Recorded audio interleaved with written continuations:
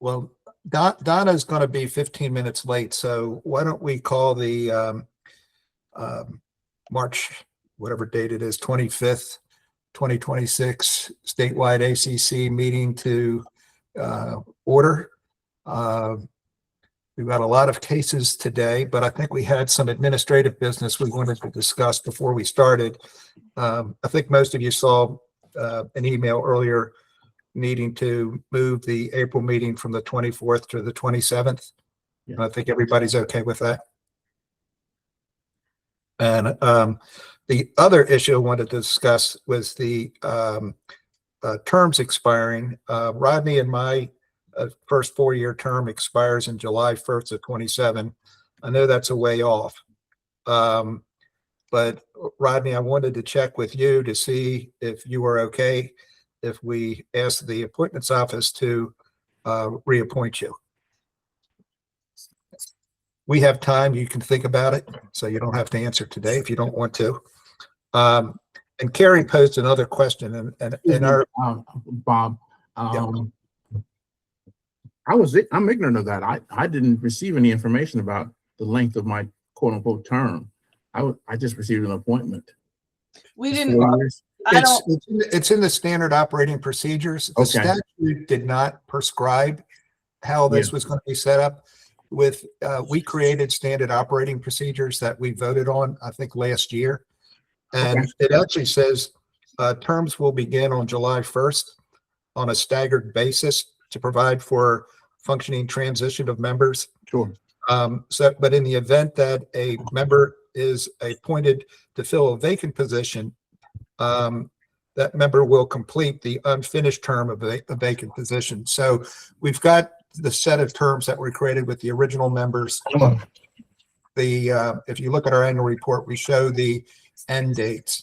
And I just want to make sure we are, if I'm okay being reappointed, then it will be up to the decision of, in my case, the president's office, and for Rodney, the governor's office. And if we do that, I'd like to at least give them 9 months notice so that they can have time to identify somebody, get them trained, and there to step in when they're ready to go. May I inquire what my term is if somebody has access to that information? I can look, hang tight. Because I recently succeeded, of course, President Smoke. Yeah.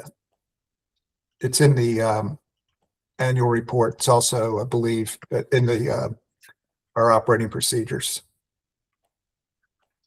You expired June 30th of 29. Thank you. Matthew, go ahead. I would rephrase that to Judge Mitchell and say that his term on the ACC expires. He doesn't expire. Point taken and noted. Thank you. Another thing, what I really was going to mention is, you've been talking about moving the April meeting from the 24th to the 27th. Something to consider would also be moving it to the following week, the first week in May. And the only reason I suggest that is because Nora is in ACC training the week of April 27th, after which she will be able to participate fully. Based on the amount of time it takes to review all these cases, I think we should just stay with April 27th so Nora can come in and have sufficient time to review these. If I have no idea how many cases we're going to have in April, but if we ended up with as many as we have this month, she'll never be able to get through them in time.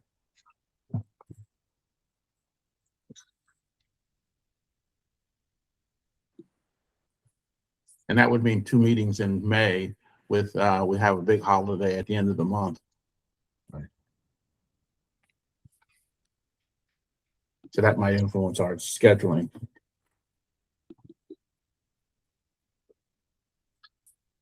We're set now for May 26th. Rodney, are you on? I think he was having technical difficulties. I'm not sure he's heard anything that we've talked about yet. I'm Because he he- wasn't responding to anything. I've got a James Wooten from. Yes, that's our IT guy, Okay. Oh, great. which now we need to wait for Rodney to get back on so Jim can ask Rodney the correct questions, but Rodney has disappeared. Well, may I ask him a question while we're waiting? Sure. And the question is, I've had increasing difficulty accessing the Axion when it's set up separately in an email. We get emails indicating that we have reports, and then we're referred to Axion as. Yeah, he has nothing okay. to do with that. Oh, okay. Yeah, I don't even know what Only the Axion laptops. is. Okay. I don't know what it is. Rodney, can you hear us now? Yes, I can hear you now. Yay. Called him. Good. Okay, so real quick, before we loop back around. On your state computer, when you log in, do you log in with a username or do you log in with a password? Password. Just a password. You have no username. Well, no, I know the username does come. Sorry, yeah, the username comes up, then I put the password in. Perfect. I had some will. issues with my computer. Oh, don't say that. Do Jim. you enter a username or does it just show? So I'm on my own computer now because my Right. state computer has crashed on me.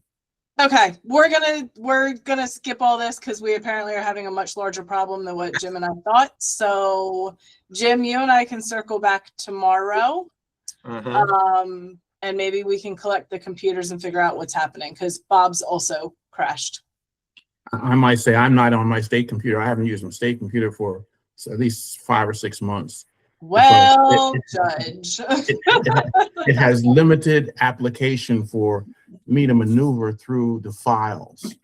Okay, well then I'm that's fine. guessing yours probably also is going to be affected as well. Nora, luckily you have a new one, so you should be good.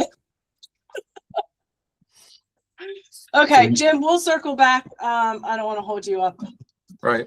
Okay. any longer. And we Yeah. will talk tomorrow. Okay. Thanks. Bye. All right. Okay, so Bob, do you want to circle back to the terms since Rodney couldn't hear us?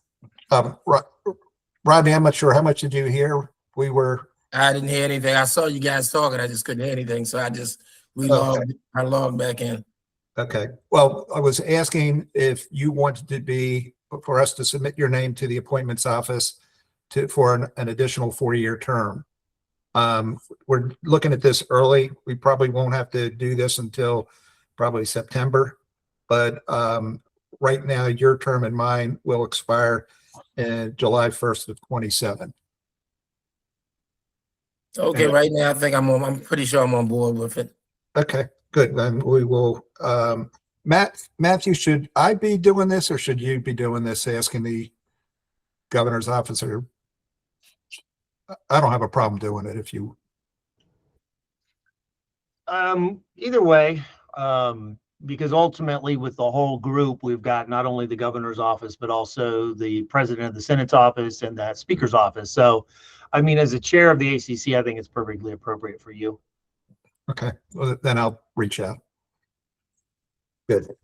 Can I? While we're on that, may I ask Matthew another question? We have a new Speaker of the House, and I'm an appointee of the Speaker of the House. Should I offer my resignation and allow her the opportunity to decide whether to retain or to reappoint appoint somebody new? I would say no, unless you have a desire to get off the ACC. No, I'm just being. Let's be as a matter of courtesy to the new speaker. If you want to expire now, Remember, we changed that. yeah, changed that. I don't see any reason to. I mean, Okay. there's nothing in the law that says change in, governorship, president of the Senate, or anything, would make your appointment null and void. I don't want to get political, but some would argue, but anyways. Yeah. We've seen Matt, that does naturally. she need to be notified? I mean, I think the appointment holds over.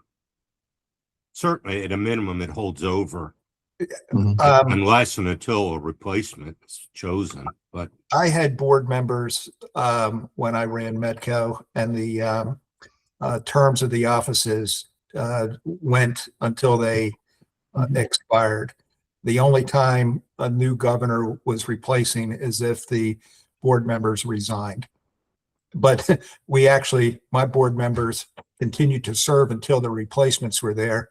And the appointments office was so slow, I had people screaming at me about getting replaced for whatever that's worth. I just don't know, as a courtesy, we let her know.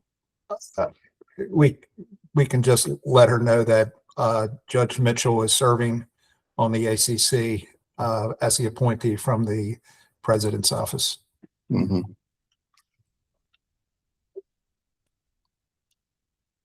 And it's in our annual report. So if they read our annual report, then they are been already notified. We'll leave it at that. Yeah. If there's no other business, can I get a motion to go in the closed session? I make that motion to go into closed session. I second. All in favor, say aye. Aye. Aye. We're in closed session.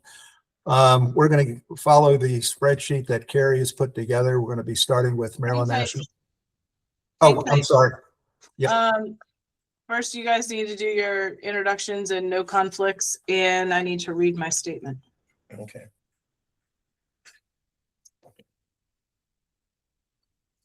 This is David Mitchell. I'm a member of the commission, of course, and I've read the cases and I have no conflict.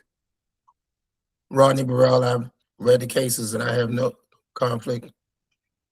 Bob Brennan, I've read the cases and I have no conflict. Donna will be calling in, although she said she's going to be running 15 minutes or so late. Okay. Okay. It is proposed that the statewide administrative charging committee's open session of the 43rd meeting on March 25th, 2026 be adjourned to a closed session.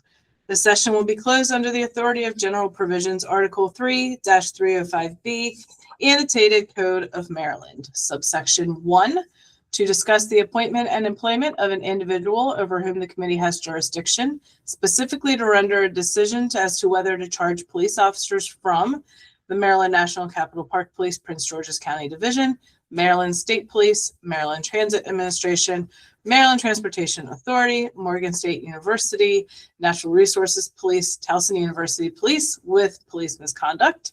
Subsection 2, to protect the privacy or reputation of an individual with respect to a matter that is not related to public business, specifically the police officers from Maryland National Capital Park Police, Prince George's County Division, Maryland State Police, Maryland Transit Administration, Maryland Transportation Authority, Morgan State University, Natural Resources Police, Towson University Police, against whom allegations of misconduct were made, and subsection 7, to consult with counsel and obtain legal advice regarding the applicability of the Police Accountability Act as applied to the officers accused of police misconduct.